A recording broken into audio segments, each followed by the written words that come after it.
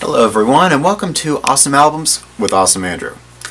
I'm going to do something a little bit different today, and instead of talking about an album, I'm going to talk about something that I was hoping to cover in August, but Led Zeppelin ran a little bit longer than I wanted to, so my September video, which is going to be Van Halen's 1984, is being pushed back a couple months. So instead, I'm going to talk about one of the most important events in rock and roll history, the Woodstock Music and Art Festival. The festival took place on August 15th through the 18th of 1969, which is why I wanted to cover in August, because that was the 45th anniversary of the festival. That's right, Woodstock was 45 years ago. And man... And fun fact, the festival didn't actually take place in the town of Woodstock, but was called Woodstock because the festival co-creator Ike Lang thought the area just had the right vibe. Woodstock was where Bob Dylan used to live and hung out with the band, and the festival creators decided that no matter where the festival is going to be held, it will be called Woodstock, the Music and Art Fair. The settled location was at Max Yasgur's farm, which is a 600-acre dairy farm near the hamlet of White Lake in the Catskill Mountain of Bethel, New York. The original tickets were printed at $7 for a single day, $13 for 2 days, and $18 for all 3 days. Not a bad deal.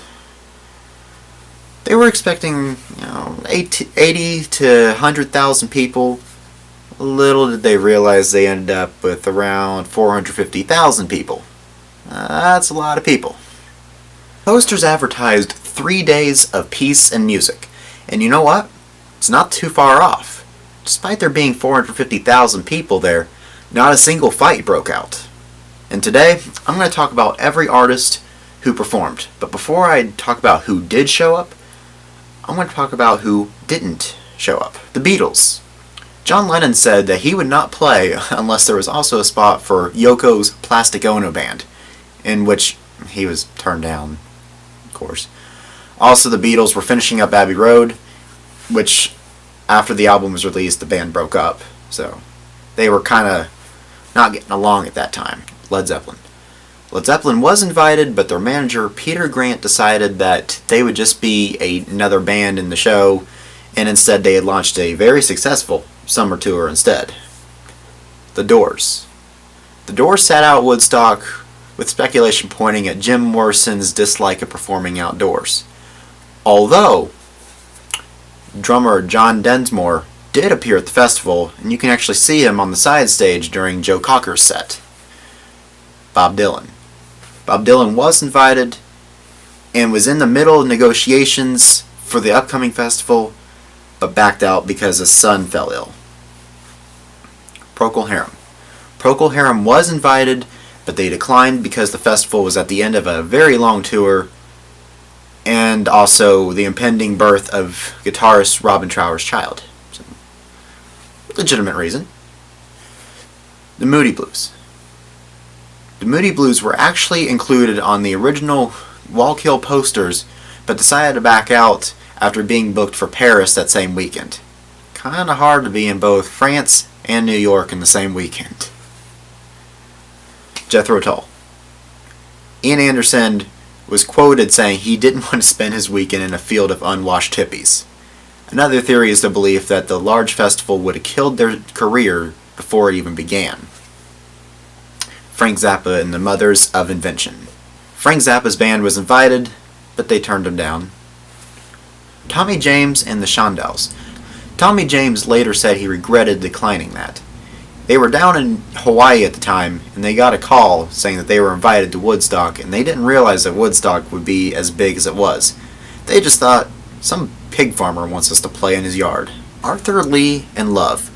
Arthur Lee and Love also declined the invitation. Free was another group who declined the invitation. Spirit declined and instead launched a promotional tour. Mind Garage declined because they thought the festival was no big deal and had a higher paying gig somewhere else. The Jeff Beck Group. They were booked to perform at an Aquarian Exposition, the name for Woodstock, but broke up a week before the festival. Joni Mitchell. She was recommended by her agent to appear on the Dick Cavett Show rather than Woodstock. It was also believed that Mitchell was discouraged from playing at another festival after a nasty crowd in Atlantic City pop festival actually made her cry. Iron Butterfly. They were stranded at the airport and were kindly told to just stick it when they demanded helicopters and other special arrangements to aid them in actually attending the concert. Lighthouse. Lighthouse was a Canadian band who was booked to play but backed out at the last minute for fear that Woodstock would be a bad scene. And wow, that's a lot of bands who backed out. I mean, some of them big names. I mean, like, you had the Beatles, you had the Doors, you had Led Zeppelin. So, they didn't show up, so who did? Get it? They did. The Who. They did. They did show up. See, it's a joke. Anyway, let's talk about who all did show up. August 15th was the first day of the festival. Cars within a 5-mile radius were at a standstill. New York Governor Rockefeller declared a state of emergency for the town. The first day consisted mostly of folk artists. First up, Richie Havens. Richie Havens was the first artist to play at Woodstock. Very few people knew who he was when he walked on stage, but his song Freedom got the audiences on their feet and became Woodstock's first breakout star. Swami, gotta pronounce his name right, Satchidananda, was an Indian religious teacher, spiritual master, and yoga adept, who gave an opening speech invocation for the festival after Richie Havens. Sweetwater. Sweetwater were early developers of the psychedelic rock fusion style that was popularized by Jefferson Airplane, and we'll hear them later in the show. Bert Sommer was an American folk singer, songwriter, and actor. He wrote the song We're All Playing in the Same Band at and about Woodstock, and his recording peaked at number 48 on the Billboard Hot 100 on September 12, 1970. Tim Hardin was an American folk musician, composer, and actor. He wrote the song If I Were a Carpenter, which was covered by many artists including Bobby Darin, Joan Baez, Johnny Cash, Four Tops, many others. And he was scheduled to perform earlier in the day. However, some drugs kept him down until sundown, and then after he performed, it started raining. Ravi Shankar was an Indian music genius who made his first appearance at the Monterey International Pop Festival of 1967, and also followed by an invitation by George Harrison of the Beatles. In the wake of spiritualism and searches for new influences for his music became popular, but Shankar wasn't fond of the drug-consuming and partying of the young people, and he played through the rain at Woodstock. Melanie, an American singer-songwriter, which Woodstock inspired her signature song, Lay Down, Candles in the Rain, which apparently arose from lighting candles during her set, although the candles were actually just matches and lighters, and originally the Incredible String Band was going to perform, but they refused to play while it was raining. Arlo Guthrie. Arlo Guthrie, son of folk singer Woody Guthrie, and was apparently on drugs while he was performing. Joan Baez, who you can call a female Bob Dylan, a folk singer and anti-war protester, was the last act for Friday. It was drizzling during her performance, and after the performance, it started to rain pretty heavy. She was 6 months pregnant while she was performing as well. And that concludes day 1, so let's see who was there on day 2. By the time day 2 rolls around, authorities pleaded for anyone attending the festival to turn around and go home. Eventually, no one can get in or out unless they needed to be airlifted. The first performance of day 2 was a band named Quill. They gained popularity in the New England area by playing in various clubs in the area.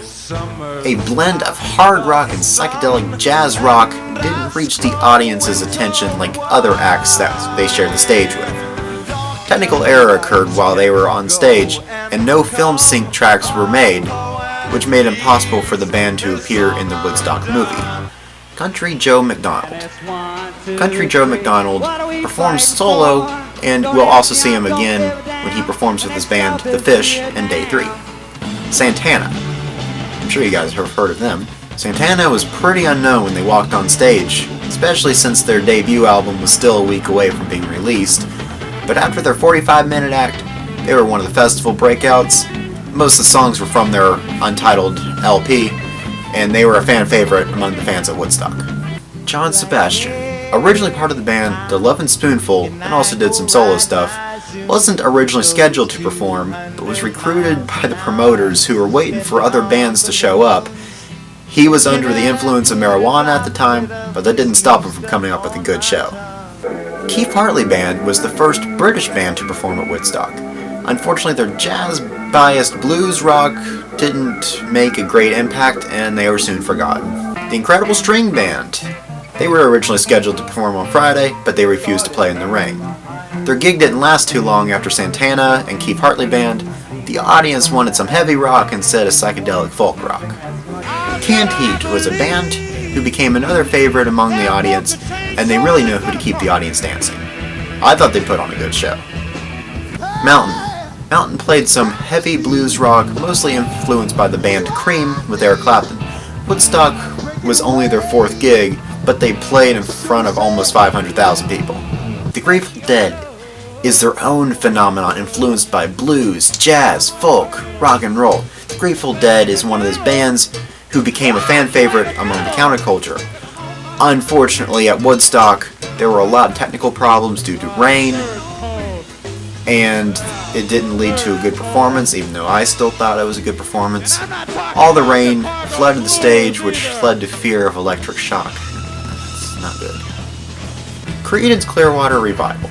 A band whose blend of R&B, folk, country rock, Creedence Clearwater Revival certainly grabbed attention from those who were still awake.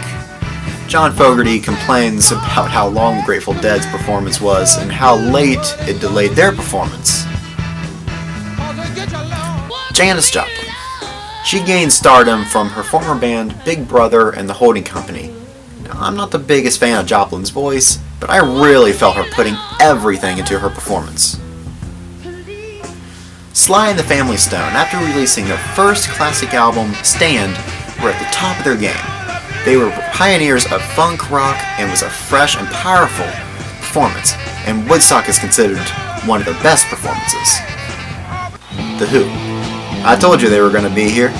The Who was touring their latest album, Tommy, and their session was a condensed version of it, as well as some of their other hits.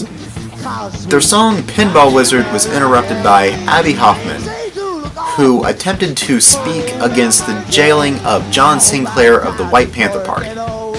Now the story goes that Pete Townsend hit him in the back with his guitar, cussing at him, getting off the stage. Townsend denies that happened.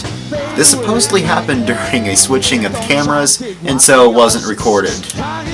However, you can hear an audio recording of it on the Who's box set, 30 Years of Maximum R&B, as the 20th track on disc 2.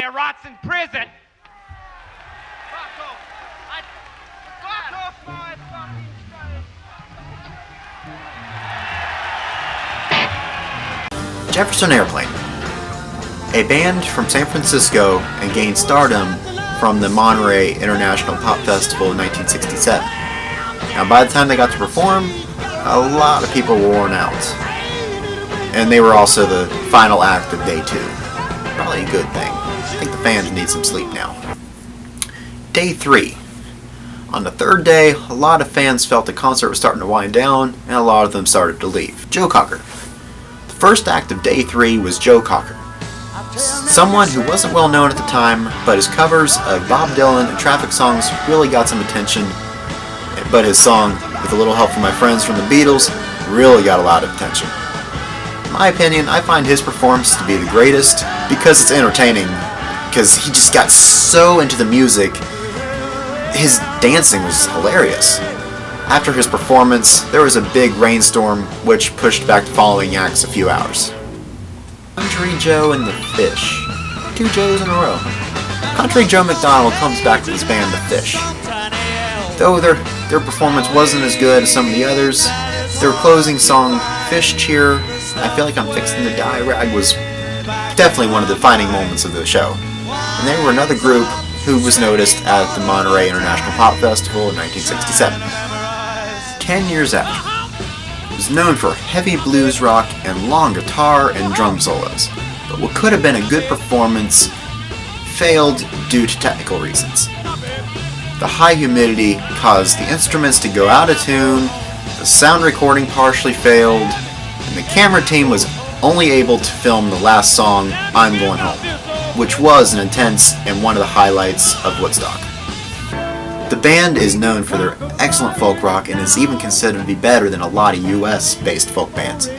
They even succeeded their mentor and former employer, Bob Dylan. Now that takes a lot of skill to succeed over Bob Dylan.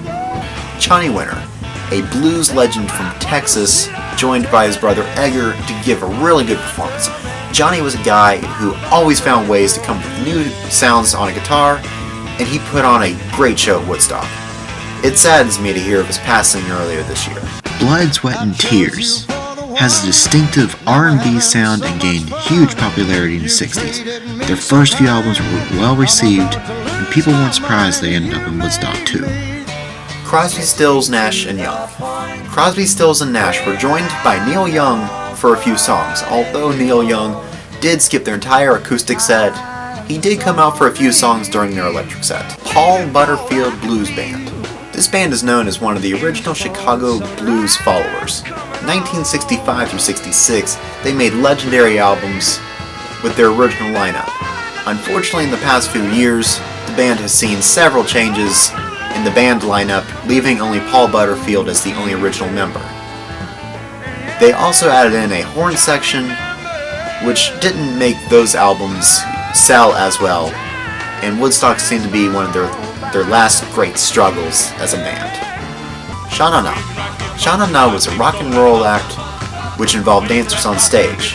Their style was more 50s in both the music and their outfits, despite them forming in the late 60s. More so than any other artist who performed the last few days, the Jimi Hendrix closing act helped define the sounds of Woodstock 45 years later. During the Star-Spangled Banner, Hendrix brought out guitar pyrotechnics that sounded like bombs dropping and machine gun fire, which blew the minds of people thousands of feet away. He was scheduled to be the last act on Sunday night, however, due to several delays, he didn't begin his act until 9 a.m. on Monday morning. And unfortunately, as Sunday went and Monday came, several fans left, and only about 25,000 fans were left by the time Hendrix performed. Woodstock may not have gone as planned with all the rain and with all the people who've canceled, but Woodstock still brought so many people together, and it certainly did bring the love and peace that the concert promised. And it is considered by many to be a once-in-a-lifetime event. People tried over and over to recreate Woodstock, and they just fail in comparison, whether it be violence or whatever. 45 years later, it is still considered to be one of the most important events of rock and roll history, and I have been honored to talk about it.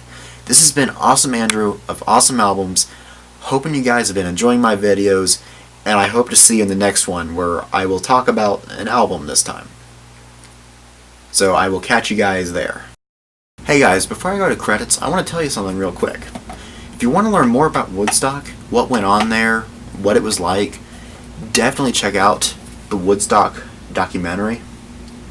It has naturally a lot of footage from the artists who performed there, but it also shows a lot what went on in the audience. I got a lot of information from doing research, but I really was able to understand what went on there from watching this video.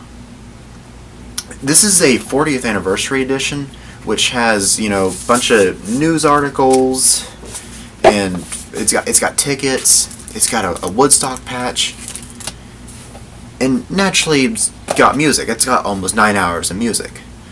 Now, it is rated R for drug content, language, and nudity, but if you know anything about the counterculture, that shouldn't surprise you. And again, I want to thank you for watching this video. I hope you guys have been enjoying it, and I hope to see you in the next one. Take care.